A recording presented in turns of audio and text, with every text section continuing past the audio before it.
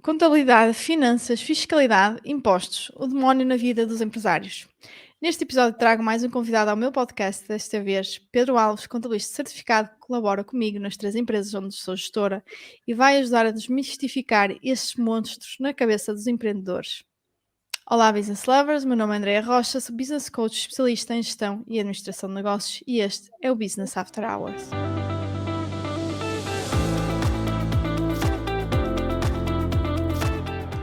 Olá, muito bom dia, ou boa tarde, ou boa noite, dependendo de quando estiverem a ouvir o podcast. Este está a ser gravado de manhã, para nós, um domingo de manhã, e hoje trago mais um convidado aqui ao nosso podcast, é o Pedro Alves, tal como eu fiz referência na intro, é contabilista certificado e vai-nos ajudar aqui a entender um bocadinho mais sobre este demónio que é os impostos para empresários. Então, bom dia, Pedro. Olá, Andreia, bom dia e a todos os Business Lovers. Antes de começarmos, só queria fazer aqui um pequeno à parte. Agradecer o convite, principalmente, até porque antes de ser convidado, sou primeiramente um ouvinte assíduo do teu podcast e também é com enorme orgulho e prazer que tenho acompanhado o teu percurso e sucesso profissional alcançado nestes últimos anos. Por isso, mais uma vez, obrigado pelo convite, Andreia. Obrigada, não sabia. Eu só sei os números, não sei quem é que está do lado de lá, não é? E é bom saber que também vais acompanhando. Então, primeira pergunta aqui, interessa-nos saber quem é o Pedro Alves, como é que foi o teu percurso académico, profissional e como é que este te levou, nomeadamente à contabilidade e ao empreendedorismo. Olá, bem, Andreia,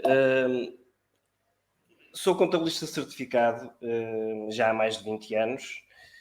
No entanto, acabo por ser o atípico contabilista, ou seja, fujo um bocadinho daquele estereótipo que esta profissão já tem associada, ou seja, não me reconheço como uma pessoa sisuda, introvertida, como muitos de vocês acabam por visualizar a figura do contabilista.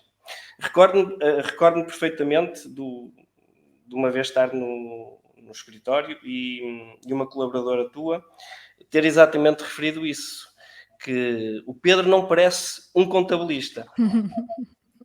Se calhar por ser também uma pessoa, se calhar, bastante mais comunicativa, tentando sempre criar uma relação de proximidade e cumplicidade com o cliente. Acabando assim também por cumprir a minha principal missão, que passa aqui um bocadinho por revolucionar a forma como se trabalha em contabilidade. Uhum. Relativamente ao E- meu percurso, desculpa, André, sim. sim, e então, depois como é que tu chegaste a esta parte do empreendedorismo? Tu já tinhas trabalhado outros gabinetes, como é que foi esse percurso desses 20 anos? Acabo também por. O empreendedorismo surgiu logo desde cedo.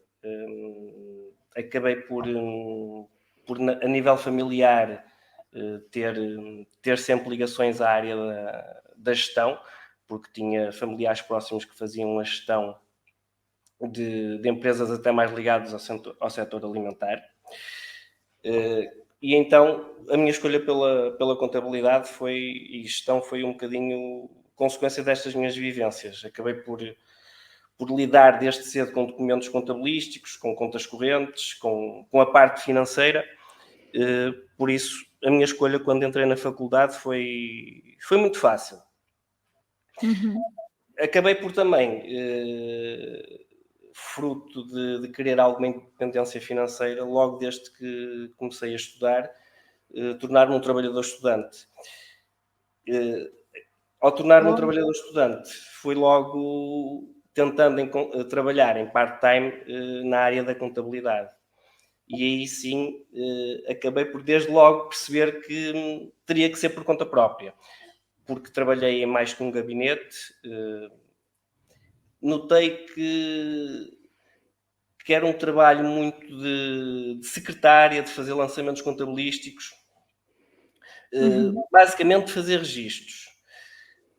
E então acabei por perceber que não havia grande ligação com o cliente, com o empresário. Ele próprio não demonstrava querer esta proximidade. O contabilista acabava por um bocadinho ser a pessoa que recolhia documentos, lançava documentos, emitia guias de pagamento e depois acabava por ficar por aí. E desde logo então percebi que queria ser um bocadinho diferente. Percebi que as necessidades dos empresários eram mais abrangentes, não seria só este tipo de serviço que seria necessário. E então, mal acabei de estudar, corri os riscos inerentes a trabalhar por conta própria, mas tentei logo fazer esta mudança de paradigma, ou seja, mudar aqui um bocadinho, lancei-me por conta própria e pronto, e acho que até hoje tenho conseguido dar cumprimento à minha missão, mas mais do que isso, acabo por ser muito feliz no desempenho da minha profissão, apesar de se associar a contabilidade a uma profissão muito Chata, né? chata, sim, é mesmo Isenta. essa palavra, mas eu acho que não. Eu dou aqui uma volta um bocadinho por cima disso e pronto, e acho que depois os clientes também acabam por notar um bocadinho disso. Sim, sim. Engraçado, por acaso não fazia ideia, deste início, não é? Foi mesmo logo no início. Foi o arriscar, mas também é como eu disse anteriormente, achava que o mercado estava completamente Uhum. saturado do tipo de serviço. Ainda hoje em dia se vê muitos gabinetes, em que a forma de trabalhar acaba por ser ainda muito como antigamente, ou seja, era o cliente entrega os documentos, o contabilista ou o técnico faz os processamentos, faz os lançamentos, mas depois acaba por ficar muito por aí. Talvez um Uhum. bocado por a mentalidade empresarial hoje em dia, ainda não ser Sim, bem como gostaríamos que fosse. certo. Por acaso isso leva-me à segunda pergunta, que é: como é que vês o panorama dos gestores das PMEs em Portugal? Que é, não é, também aqui o teu nicho, nomeadamente com aquelas com que trabalhas, não é, com estas que tens-te deparado ao longo dos 20 anos, e se existe esta aversão, que eu falo muitas vezes, dos empresários aos números e às demonstrações financeiras e só querem saber aquilo para saber no final de contas quantos impostos é que eu tenho que pagar. Olha, André, é uma questão bastante pertinente e eu acabo por ter clientes de ambos os tipos, ou seja, nota-se principalmente o cliente mais antigo, que já é empresário antes do milénio, antes do 2000, nota-se que são aqueles empresários que têm uma baixa literacia e escolaridade, focam o negócio muito para o enriquecimento próprio, investem Uhum. muito pouco na empresa, acabando, obviamente, por depois a impossibilitar de crescer. E então, para estes empresários, eu como contabilista, apesar do meu esforço enorme para tentar ser o contrário, eu existo como uma obrigatoriedade legal, não como um Exatamente. premium, ou seja, eles são obrigados a ter um contabilista, então contratam um contabilista. Efetivamente depois acaba por ser como eu disse anteriormente, ou seja, é processar salários, é emitir guias de pagamentos e entregar demonstrações financeiras aos bancos quando é necessário, porque porque depois este tipo de empresário, o contabilista não tem qualquer intervenção na gestão, nem de perto nem de longe. Uhum. Depois tem outro tipo de clientes que efetivamente um empresário mais jovem, um empresário com uma formação já superior, com alguma literacia, e que já estão bastante consciencializados para a importância de terem uma boa assessoria fiscal, também como a nível de gestão, dão maior relevância ao contabilista e interessam-se cada vez mais em perceber as demonstrações financeiras, porque percebem que estas transmitem informações importantes para a tomada depois de decisões futuras, de investimentos futuros. Uhum. Por isso acaba aqui Ainda estes dois tipos de clientes. Sim, ainda bem, eu por acaso tinha a atenção que se até mais novos, não é porque não vejam relevância, mas porque parece que às vezes têm mesmo medo de olhar para aquilo, não é? E eu lembro-me, por exemplo, da altura que eu tive do MBA, ou seja, quem entrou comigo no MBA era de todas as áreas, inclusive alguns de finanças, e toda a gente fugia das finanças. Eu lembro-me de ser o contrário, e na altura que nós tínhamos optativas, chegou a haver uma disciplina de Advanced Finance, finanças avançadas, e não sei, nós seríamos, sei lá, 40, 50, não sei, e só tínhamos 2 mulheres. 3, era eu e mais outras 2 colegas, ou seja, toda a gente tentava fugir das finanças, então ainda bem que, no panorama das PMEs se vai encontrando aqui também pessoas que apesar de mais jovens que veem essa importância. Sim, sim, sem dúvida. Acho que principalmente esta nova geração de empresários começa a ter outra consciência da parte fiscal e da importância do contabilista, até porque é tal coisa, já não pensam naquele enriquecimento rápido próprio, ou seja, o objetivo da empresa não é retirar dinheiro para a aquisição de veículos automóveis, de casas, Uhum, utilizar o próprio dinheiro da empresa a nível particular para férias, restaurantes, acaba por haver aqui uma consciência diferente. E ainda bem, uhum. é sinal que efetivamente o futuro das empresas será bastante melhor do que foi até há alguns anos atrás. Sim. Pelo menos não como objetivo primordial, isso, não é? E pensar primeiro em ter aqui fluxo de caixa para investir na empresa. Ok, e depois aqui, uma outra pergunta que eu tinha para ti é, em termos de carga fiscal, o que é que tu identificas como bom ou menos bom e que poderia ser melhorado, nomeadamente aqui na parte das empresas no nosso país, não é? Que é uma coisa que nós falamos muito, que é muitos impostos. O que é que tu achas sobre isto? Eu concordo perfeitamente que haja muitos impostos, até porque eu, antes de contabilista, também sou empresário, ou seja, também tenho a empresa que tem que ser gerida, e acaba por efetivamente Portugal ser um dos países da União Europeia com maior carga fiscal. Até num estudo feito pela OCDE, Portugal, numa amostra de 69 países, está no top 10 de Pois. carga fiscal, tanto a nível particular como empresarial. O que é que eu vejo de positivo nesta carga fiscal elevada? Não vejo nada. Pelo contrário, ou seja, acaba por haver uma asfixia das empresas, limitando as oportunidades de investimento das mesmas e também o seu crescimento. O que é que Uhum. acontece outra vez? Também a procura da evasão fiscal por parte do empresário, ou seja, o empresário vê que paga bastantes impostos, então procura sempre formas, muitas vezes não, não positivas, de forma a tentar não os pagar. E depois exerce essa pressão, obviamente, na parte do contabilista. Agora, isto acho que poderíamos melhorar bastante isto. O Estado português poderia criar incentivos de forma a que as empresas invistam, contratem e, em Exatamente, face disso, consigam obter alguma poupança fiscal. E exatamente. estes apoios muitas vezes até existem, Andreia, mas o que é que acontece? É um bocado como o PRR, não é concretizável, ou seja, a barreira burocrática é tão grande que acaba por desmotivar os empresários. Nós, para conseguirmos algum tipo de apoio, nós empresários, Uhum. é bastante complicado. Existe aqui um conjunto de pontos que a gente tem que reunir e, ao fim e ao cabo, acabamos por ter muita dificuldade em conseguir esses apoios. Certo, sim, sim, eu concordo. Aliás, acho que muitas vezes nós metemos a tónica no ponto errado, ou seja, nós estamos a dar coisas às pessoas, quase a dizer que elas não precisam trabalhar, é literalmente assim que eu vejo, porque nós damos tudo, vamos apoiar em tudo, vamos apoiar em rendas, vamos apoiar na comida, vamos apoiar em tudo, em vez de apoiar aquilo que faz realmente gerar emprego e que as pessoas obtenham o seu rendimento, estejam ocupadas, não é? Tenham progressão, mas pronto. Sim, É o que temos que validar e contra isso, não é? Não.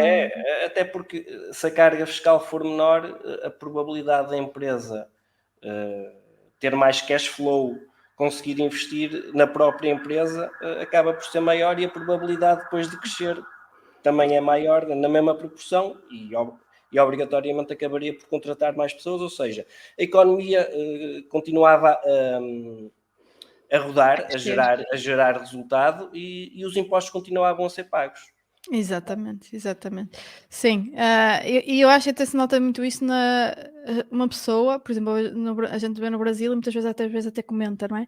Negócios similares e tem 100 pessoas, 200 pessoas, né? A gente vai lá a um restaurante e vê não sei quantos colaboradores.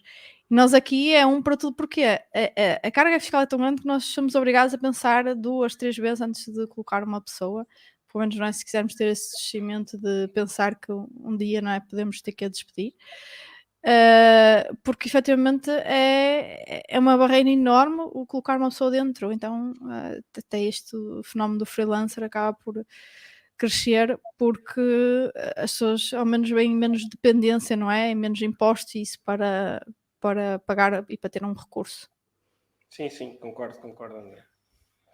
Então, aqui, eu queria agora que tu fizesse aqui tipo um apanhado, de alguma forma, de alguns termos que nós ouvimos aqui todos os dias falar, de uma forma simples, sobre carga fiscal, que uma empresa está sujeita ao longo do ano, nomeadamente falando do IVA, da TSU, IRS, entre outros, aquilo que tu achas importantes e como é que nós poderíamos estruturar isto para pessoas que não gostam nada disto e só querem, pronto, saber aqui um básico, saber ao menos o que é que estão a pagar.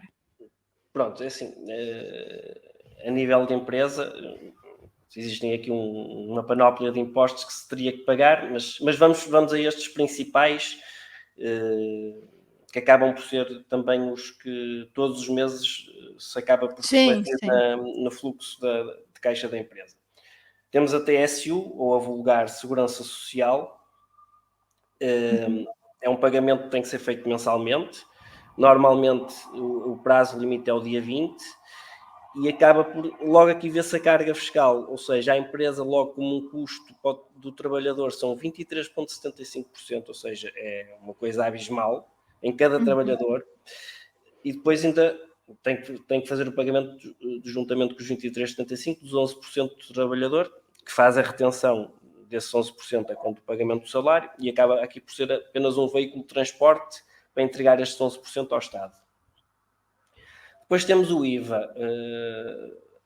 O IVA pode ser um imposto mensal ou trimestral, isto depois já é mediante a opção exercida no início da atividade ou também mediante o volume de negócios que a empresa vai tendo. Sendo que aqui o IVA acaba por não implicar muitas vezes pagamento, muitas vezes pode haver o reembolso ou pelo menos o crédito. Por isso é um imposto que não podemos dizer que será direto, que não é que será direto, ou seja, mas pelo menos que terá implicação mensal no cash flow da empresa.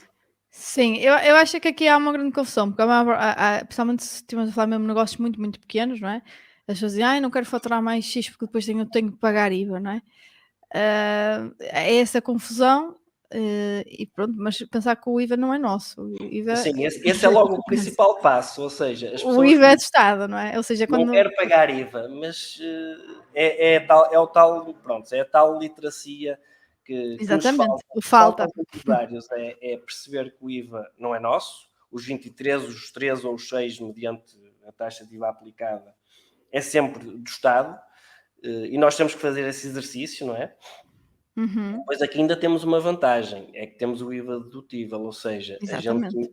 a gente ainda acaba por deduzir o IVA dedutível, por isso o que tem que entregar ao Estado a priori será sempre menos do que o que irá receber a quando a venda.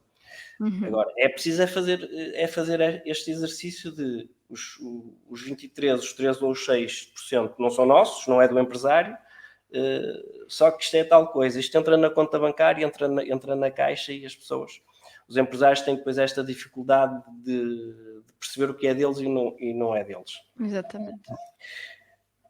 Depois temos aqui os pagamentos por conta, Ok.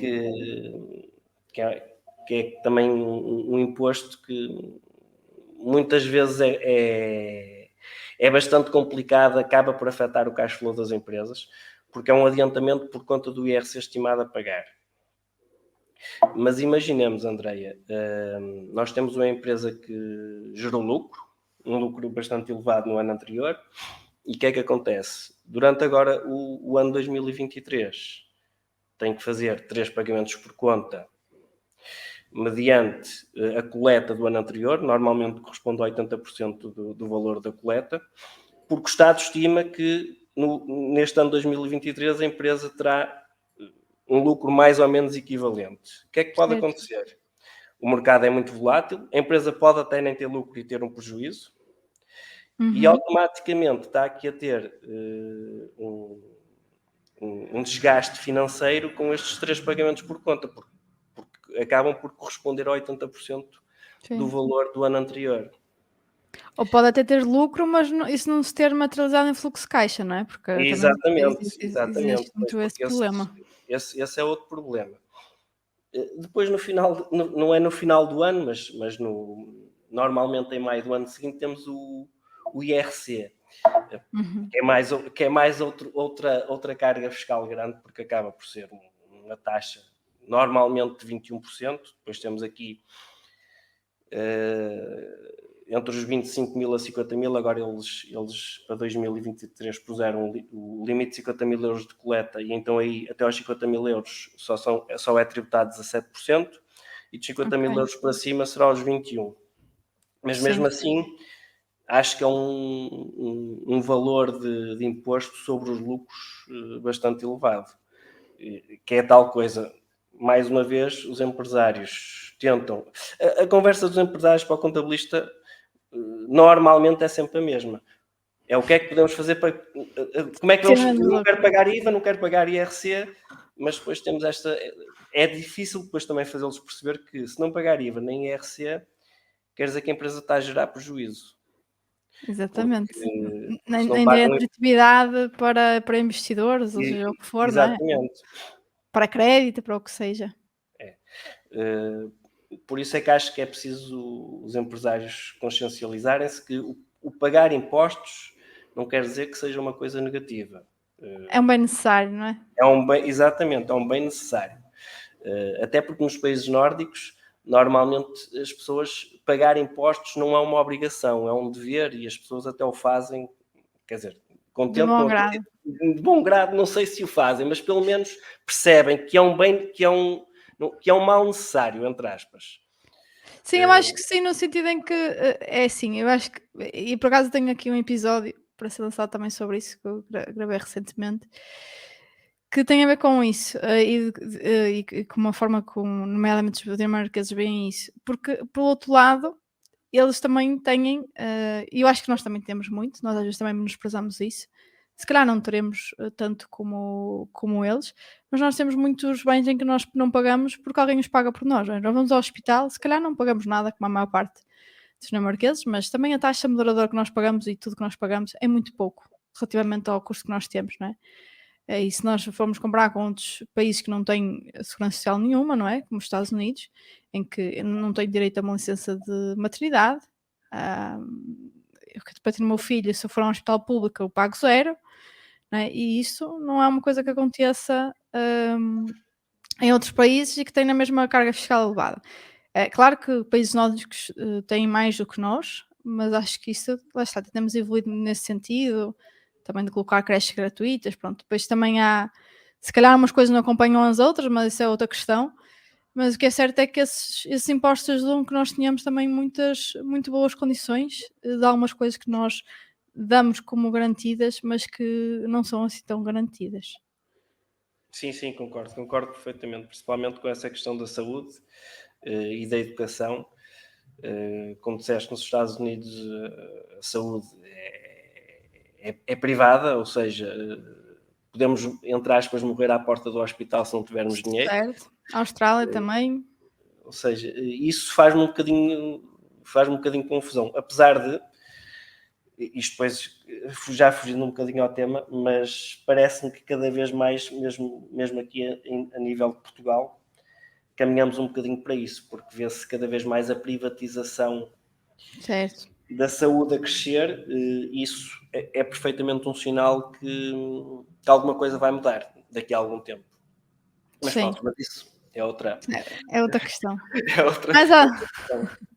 Mais alguma coisa que queiras aí falar em termos de impostos? Ou esse basicamente são os principais que nós devemos ter em conta a nível anual, não é? Porque depois há aqueles também impostos quando abres a empresa, há outros até um bocado menores, não é? Aquela taxa de rama, essas coisas, mas diria que os principais Sim, são mas é? estes são os principais, sim. Depois, quando na abertura da empresa acaba por não ser bem impostos, acaba por ser os custos associados à abertura da mesma, que é os registros Uhum. monetário,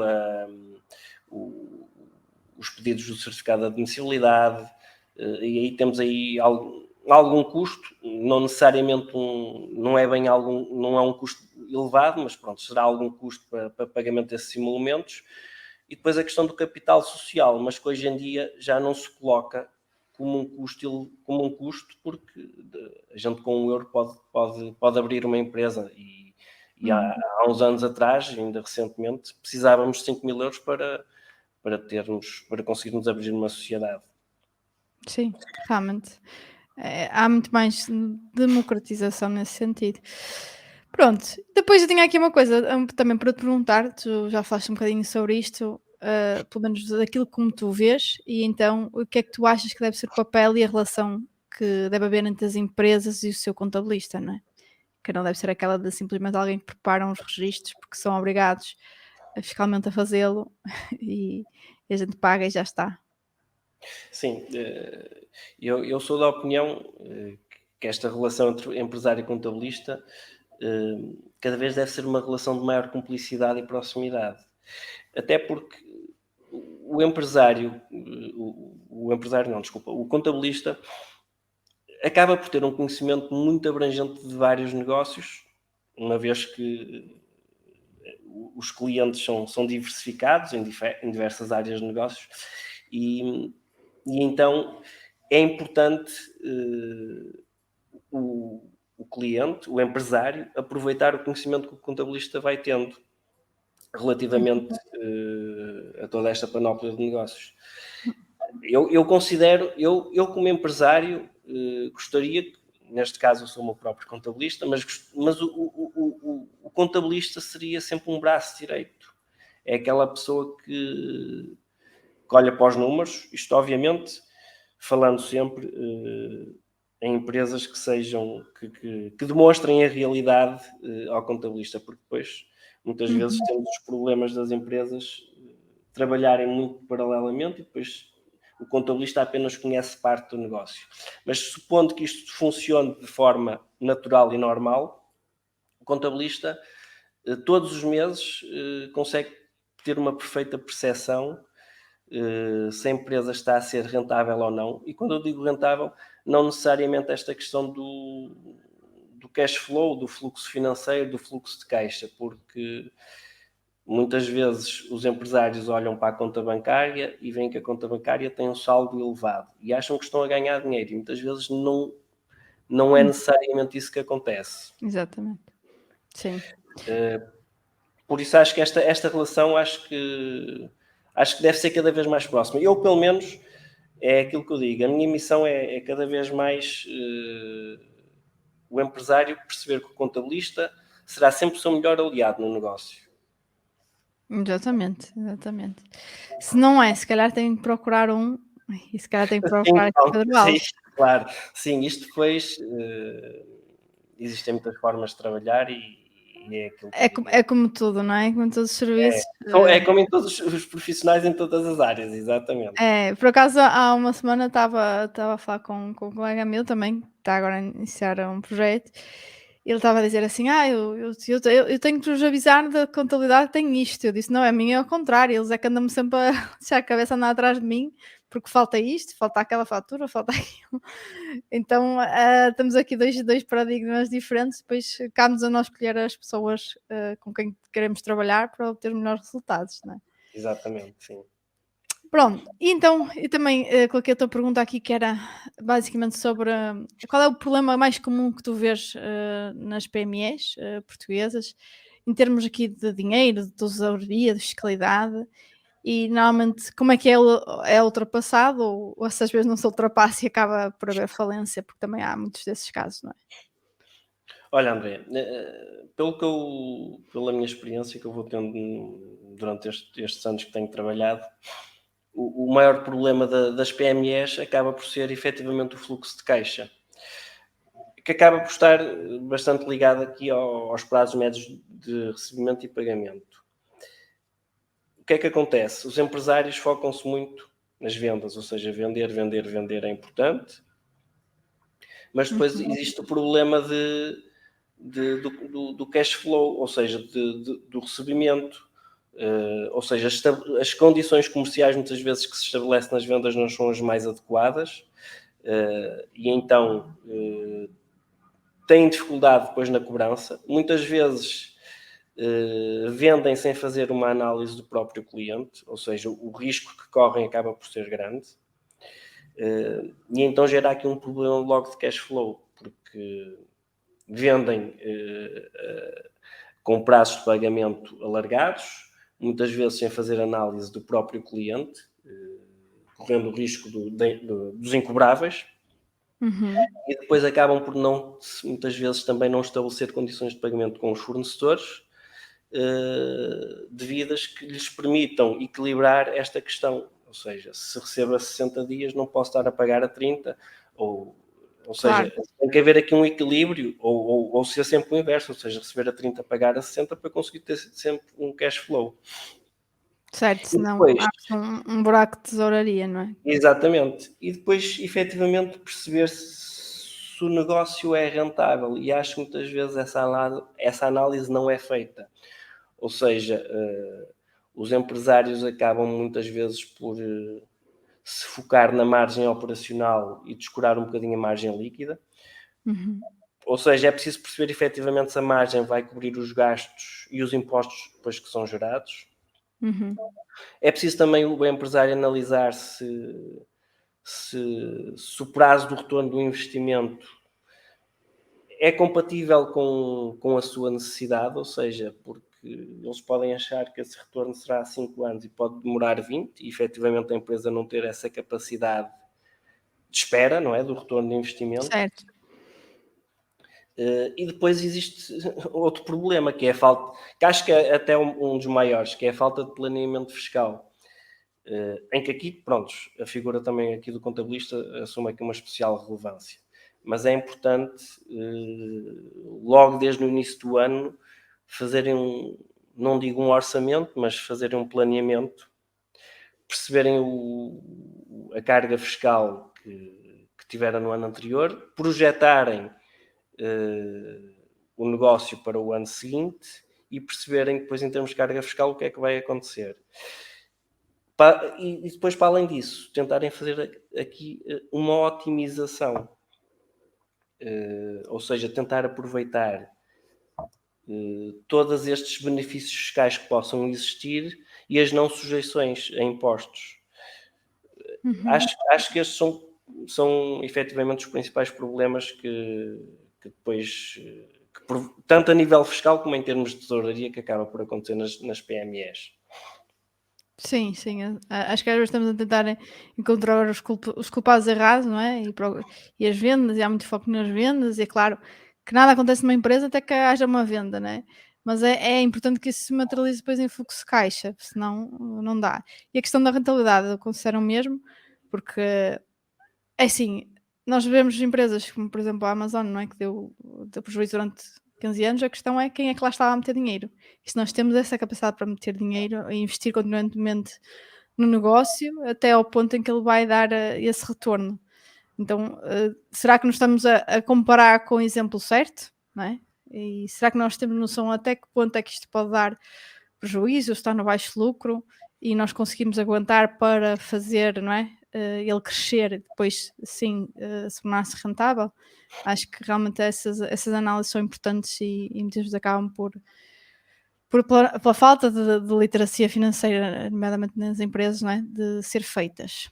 Eu acho que E muitas vezes, Andreia, desculpa lá, é que diz. os empresários, quando criam um negócio ou quando abrem a sua empresa, não fazem um estudo de mercado, acabam por não, por não fazer um plano de negócios, ou seja, vão um bocadinho ao sabor do vento, e depois é tal coisa, acabam por não perceber se o seu investimento vai demorar X ou Y, se tem essa capacidade de espera, se Exatamente. efetivamente o produto tem uma margem que eles consigam suportar, e se a estrutura de custos da própria empresa está adaptada às receitas que tem, porque muitas vezes a empresa tem receitas, mas a estrutura de custos é demasiado pesada e provoca aqui logo um desequilíbrio. É Certo. importante fazer depois todo este tipo de análises. Nós somos um país de que, quando um empresário vê que um negócio está a dar, toda a gente abre o mesmo negócio, mas porque vê que um está a ter alguma rentabilidade, mas depois acabam por não tentar perceber porque é que ele é rentável. Depois toda a gente abre o mesmo negócio. Depois o mercado Certo. satura e depois, pronto, existe aqui outros problemas associados. Claro. E por acaso um dos que eu acho que é um dos problemas, e esta é a minha última também pergunta para ti, que é se tu sentes que falta efetivamente competências de gestão, nomeadamente de conhecimentos de finanças e nestes setores de pequenas e médias empresas portuguesas, e como é que tu achas que nós podíamos ultrapassar esta barreira?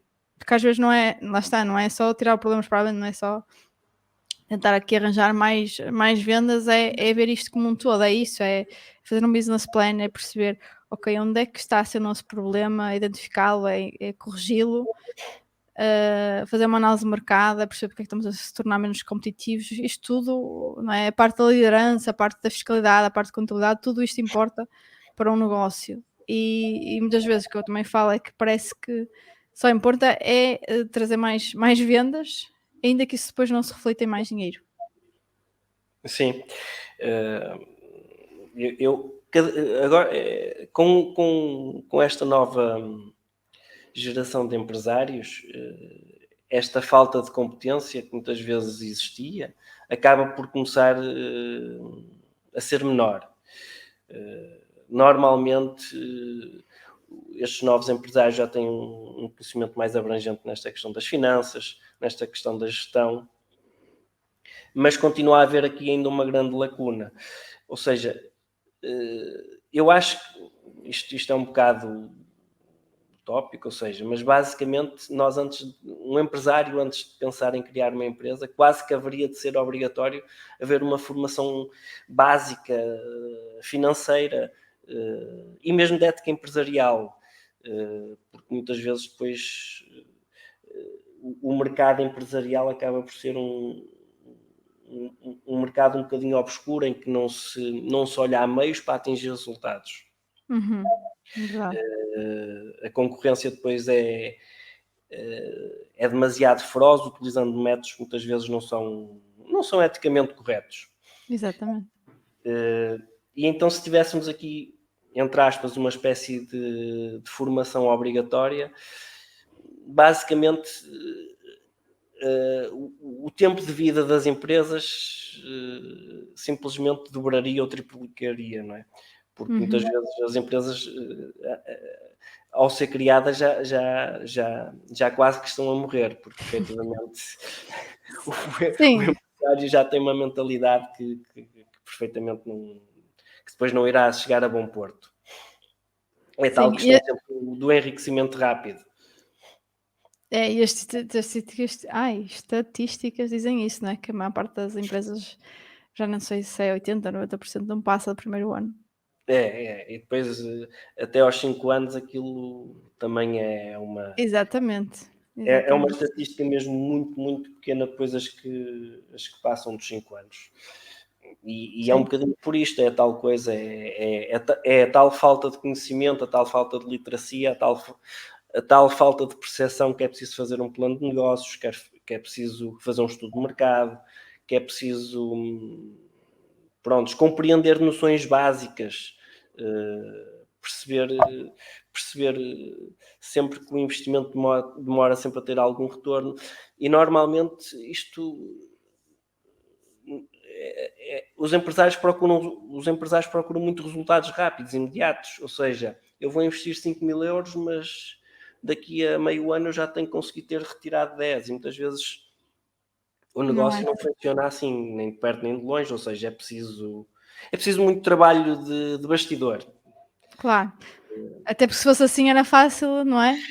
Sim, toda a gente era empresário e toda a gente era bem-sucedido, mas não, ou seja, por isso é que efetivamente no primeiro ano muitas empresas acabam logo por entre aspas, morrer, e ao fim de 5 anos efetivamente é uma percentagem muito diminuta das empresas que ainda duram. Exatamente, sim. E depois ainda menos aquelas que efetivamente prosperam, não é? Porque às vezes duram, sabe-se ali a muito esforço, a muito suor e a tapar uma ponta daqui, a tapar outra ponta dali, não é? Mas efetivamente Sim, sim, prosperar e começar a gerar lucros, vão fazendo a gestão diária e não operar o negócio. é operar o negócio e não tentar fazer com que ele cresça.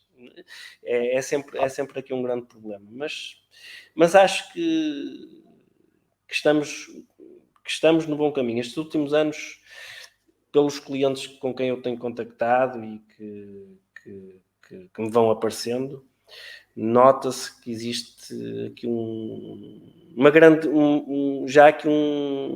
mudança. E acho que isso no futuro vai ser bastante positivo. Até porque nota-se mesmo os empresários já com uma componente muito mais social, ou seja, é tal coisa, não o enriquecimento rápido, mas sim uma componente muito mais de querer ter uma empresa em que permitam criar postos de trabalhos, contribuir para o crescimento do país, ou seja, não necessariamente só a questão do lucro. Isso é uma consequência, sim. Sim, o lucro acaba por ser uma consequência e a empresa, tendo bons profissionais, operando bem, tendo uma boa assessoria, obviamente que irá ser bem sucedida no mercado e que depois irá, obviamente, gerar o lucro, muitas vezes até, se calhar, mais do que o que esperado. Sim, também concordo.